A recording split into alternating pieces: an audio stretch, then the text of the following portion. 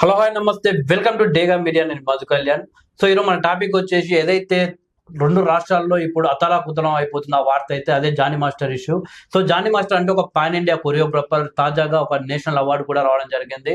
Top హీరోలు చిరంజీవి గారితో మొదలు పెడితే ఇక్కడ మన అల్లు అర్జున్ వరకు ప్రతి ఒక్క హీరో తోటి, టాప్ హీరోలతోటి ఆయన కొరియోగ్రాఫ్ చేయడం జరిగింది. అలా సినిమాలకు మంచి మంచి హిట్ సాంగ్స్ ఇచ్చారు.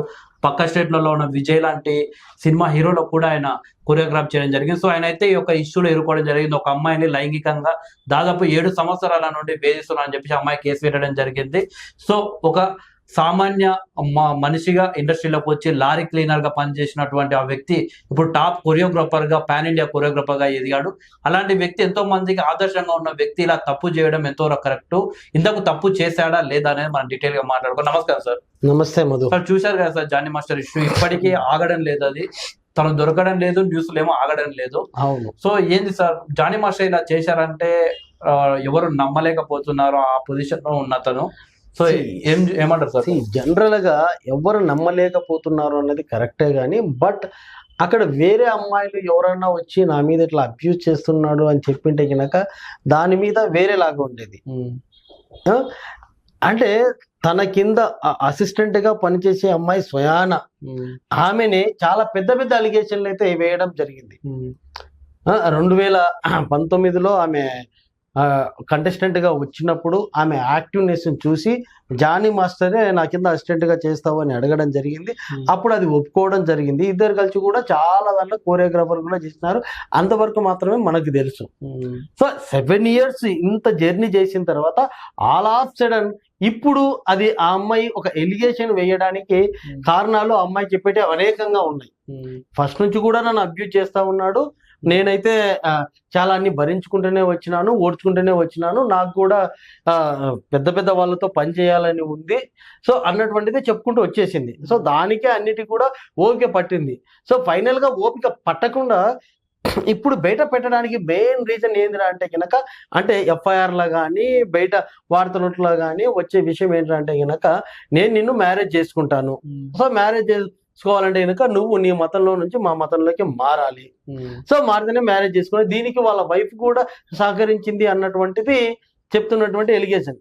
ఆబ్వియస్లీ ఎవరైనా ఇలాంటివి చేస్తే కనుక ఎవరు ఒప్పుకోరు, మిగతావి అన్నీ ఒప్పుకుంటారేమో కానీ ఒక క్యాస్ట్ లో నుంచి ఇంకొక క్యాస్ట్ లోకి మారితే నేను మ్యారేజ్ చేసుకుంటాను అని చెప్పడం ఎవరికి కూడా ఇక్కడ జీర్ణించుకోలేని విషయం. దాని మీదనే అందరు ఫైటింగ్ చేస్తున్నారు.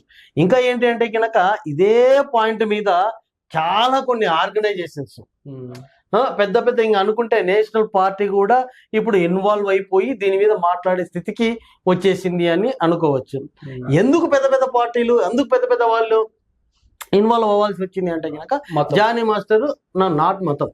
జానీ మాస్టర్ రీసెంట్ గానే జనసేనలో అంటే 2024లోనే యాక్టివ్ గా పార్టిసిపేషన్ అయితే చేసినాడు. సో అందులోను పవన్ కళ్యాణ్ గారికి చాలా ఇష్టమైనటువంటి కోరియోగ్రాఫర్. చాలా సార్లు పవన్ కళ్యాణ్ గారు కూడా చెప్పినారు, ఈయన కూడా పవన్ కళ్యాణ్ అంటే నా దేవుడు అన్నటువంటిది.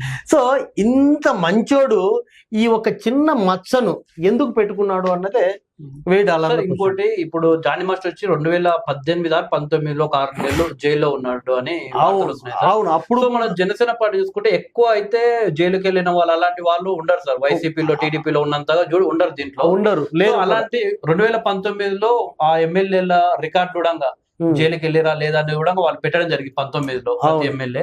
సో అలాంటిది ఇలాంటి జైలుకి వెళ్ళి వచ్చిన వ్యక్తిని ఎందుకు పెట్టుకోరు అంటారు సార్? పార్టీ పెట్టుకున్నారు అంటే ఆయనేమి ఆహ్వానించలేరు. యాక్చువల్లీ అక్కడ జరిగేది ఎట్లా ఉంటది అంటే కనుక, మేము పార్టీ కోసం వచ్చి పని చేస్తాము అని వీళ్ళే ఇన్స్ట్రక్షన్ తీసుకుంటారు. జానీ నువ్వు రా, ఆది నువ్వు రా, ఇంకో జబర్దస్త్ లో నువ్వు రా అని పవన్ కళ్యాణ్ ఏ రోజు కూడా ఎవరిని కూడా పిలిచింది లేదు, చెప్పింది లేదు. అట్లా ఎవరు కూడా మీడియా ముందుకు వచ్చేసి సోకాల్డ్ వీళ్ళందరూ ఆయనకు సపోర్ట్ చేసిన వాళ్ళందరూ నన్ను పవన్ కళ్యాణ్ గారు వచ్చి దాన్ని ఏమంటారు ప్రచారంలో పాల్గొని నాకు సపోర్ట్ చేయండి అని అడిగినాడు అని ఎవరు కూడా చెప్పలే. వీళ్ళకై వీళ్ళు అంటే పవన్ కళ్యాణ్ గారు వీళ్ళకి నచ్చి ఆయన యాటిట్యూడ్ నచ్చి వీళ్ళకై వీళ్ళే ఆయనకి సపోర్ట్ చేసినారు. సో అట్లా సపోర్ట్ చేసే టైంలో సో ఈయన ఒక యాక్టివ్ పర్సన్ అండ్ అంటే నేషనల్ కోరియోగ్రాఫర్ ఇవన్నీ ఉన్నాయి కాబట్టి ఆటోమేటిక్ గా ఎవరైనా కూడా ఇన్వైట్ చేస్తారు. సో అది జరిగింది అక్కడ. సార్ ఇంకొకటి వార్త ఏంటంటే ఏదైతే తెలుగు ఫిలిం ఇండస్ట్రీ అంటే తెలుగు కొరియోగ్రాఫర్ అసోసియేషన్ అని ఉంటది కదా అవును. దాంట్లో కార్డు ఉన్న వాళ్ళకే సినిమాలు అవును. ఛాయిస్లు ఇవ్వాలి, అది లేని వాళ్ళకు ఇవ్వద్దని చెప్పి కొందరు అయితే ఫైట్ చేస్తారు చాలా. అవును. సో ఈ అమ్మాయి వేరే స్టేట్ కి వెళ్ళి వచ్చింది, అమ్మాయి కూడా నాకు అవకాశం రానివ్వట్లేదు ఈయన అని చెప్పేస్తుంది కదా సార్. మెయిన్ అదే. సో ఆమె బయటికి వచ్చి మాట్లాడడానికి కారణము వన్ ఆఫ్ ది రీజన్ ఇది కూడా అదే. ఆయన కిందనే ఉండాలి, బయట నేను ఎదగకుండా చేస్తా ఉన్నారు. ఒకవేళ నేను ఎదుగుదామంటే కనుక బ్లాక్ మెయిల్ కి దిగుతా ఉన్నారు, నన్ను హెరాస్ చేస్తున్నారు, కొడుతున్నారు, ఫిజికల్ గా వైలెన్స్ చేస్తున్నారు అన్నటువంటి అలిగేషన్లు చాలా ఎక్కువగా వేసింది అమ్మాయి. సో అది. సో సార్ ఇప్పుడు టాప్ కొరియోగ్రాఫర్స్ మన దగ్గర మంచి మంచి శేఖర్ మాస్టర్ కావచ్చు, ఇలాంటి వాళ్ళు మన ఏ ఇష్యూ చూసినా సరే పొలిటికల్ కావచ్చు ఎక్కడైనా సరే సార్, ఒక ఇష్యూ బయటకు వచ్చింది అనుకోండి, ఆ తర్వాత అదే ఫీల్డ్ నుండి ఒక్కొక్కటి బయటకు వస్తున్నాయి సార్.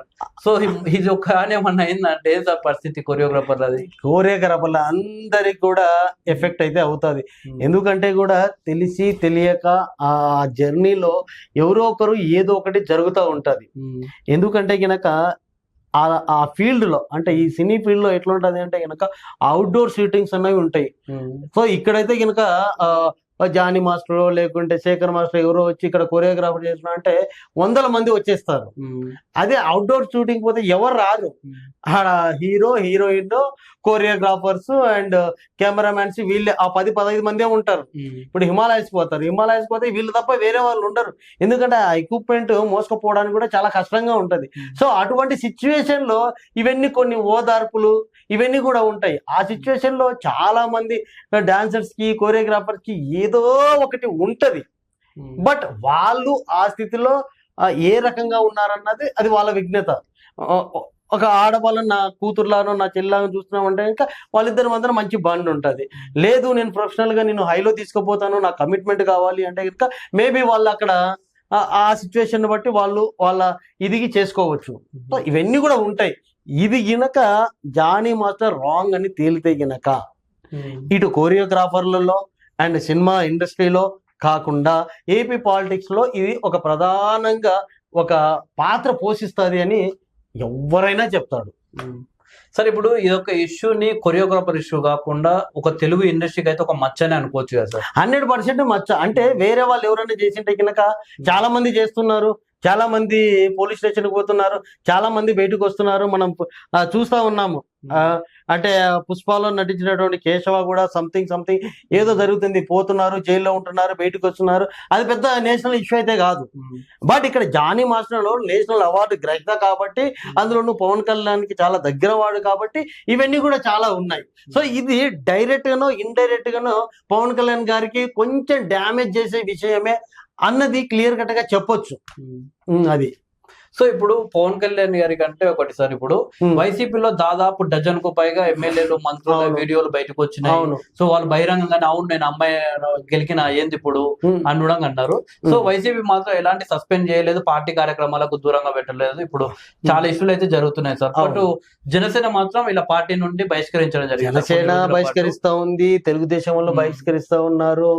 ఎవరికి వాళ్ళ క్యాడర్ మెయిన్ హెడ్ ఎవరు ఉంటారు ఇక్కడ శ్రీ నారా చంద్రబాబు నాయుడు గారు ఆయన ఆదేశం మేరకు ఆయన ఇప్పుడు అంటే ముందే ఉంటాయి.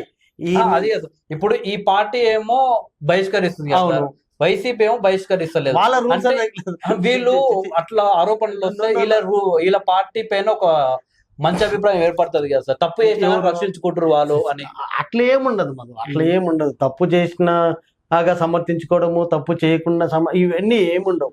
ఎవరి పార్టీ వాళ్ళు పెట్టుకున్నటువంటి రూల్స్ అండ్ రెగ్యులేషన్స్ బట్టే ఉంటాయి.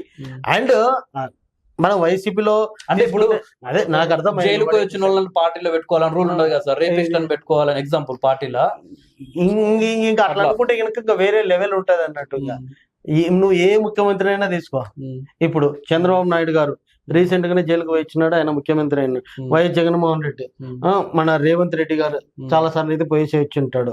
సో ఇట్లా అవన్నీ అలిగేషన్స్ ఉంటాయి కానీ కన్ఫర్మ్డ్ గా ప్రూవ్ చేసినవి ఈ పెద్ద పెద్ద వాళ్ళకి ఉండనే ఉండవు. వీడియోలు వచ్చినాయి కదా సార్, ఎగ్జాంపుల్ ఎన్ని వీడియోలు వచ్చినా కూడా జడ్జిమెంట్ అన్నది పులి స్టాప్ పెట్టినప్పుడే వాళ్ళు దోషులు. ఇక్కడ ఎక్కడ కూడా వీళ్ళందరికీ పులి స్టాప్లు ఉండవు. అవి దాన్ని ఏమంటే విచారణలలో ఉంటాయి. విచారణలో ఉన్నప్పుడు మనము జడ్జిమెంట్ స్టేట్మెంట్ ఇవ్వకూడదు. అది విచారణలో ఉంది కాబట్టి వీళ్ళందరూ కూడా విచారణలో ఉండి జైలు పోయి వచ్చిన వాళ్ళు మాత్రమే, అందుకంటే ఎక్కువ ఏమి కానే కాదు. సో ఇది మొత్తం అంటే ఇక్కడ జానీ మాస్టర్ వల్ల చాలా మంది నష్టపోతారు అన్నది క్లియర్ కట్ గా కనబడతా ఉంది. ఇప్పటికే ఫిల్మ్ ఛాంబర్ వాళ్ళు చాలా అంటే చాలా సీరియస్ గా ఉన్నారు. అది సో ఫైనల్ గా ఈ యొక్క ఇష్యూ గురించి ఏం చెప్తారు సార్ మీరు? అంటే ఇష్యూ అంటే ఇదంతా తెలిసిన ఇష్యూ సార్. మామూలుగా మనకు యూట్యూబ్ ఛానల్స్ ఉన్నాయి. సో చాలా వరకు యూట్యూబ్ ఛానల్స్ లో songs, web series, short film చేస్తున్నారు.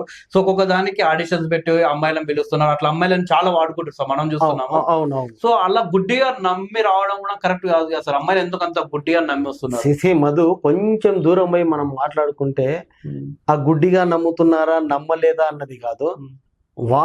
వాళ్ళకున్న ఫ్యాషన్ ప్రపంచానికి చూపించుకోవాలి కాబట్టి నేను సచ్చినా పర్వాలేదు అని అనుకున్న వాళ్ళే ఇలా డైరెక్టర్ల చేతులతో కానీ వేరే వాళ్ళ చేతులతో కానీ బలైపోతుంటారు. అంతే, దాన్ని మనం ఎక్కువ పర్లాం కూడా చేసుకోకూడదు. అంటే వాళ్ళ ప్రొఫెషన్ ని వాళ్ళు బయట పెట్టుకోవడానికి కొంచెం ఓకే అన్నట్టు ఇచ్చేస్తారు అంతే. Okay sir, thank you sir. చూద్దాం ఏం జరుగుతుందో జానీ మాస్టర్ కేసులో. డైలీ అప్డేట్స్ ఇద్దాం. Thank you sir. Jani master బయటికి రావాలి అంతే, లేకుంటే గినక కోరియోగ్రాఫర్స్ మీద నమ్మకాలన్నీ పోతాయి. చిన్నోడు చేస్తే గినక ఎవడు పట్టించుకోడు, పెద్దోడు చేస్తే గినక అందరూ పట్టించుకుంటాడు. సో పెద్ద పొజిషన్ లో ఉన్నాడు కాబట్టి ఈయన ఏది చేసినా కూడా ఒక రిజిస్టర్డ్ అవుతుంది. కాబట్టి జానీ మాస్టర్ అన్ని అలిగేషన్స్ నుంచి బయటకు వస్తే బాగుంటుంది అన్నదే నా అభిప్రాయము, నా కోరిక. Thank you.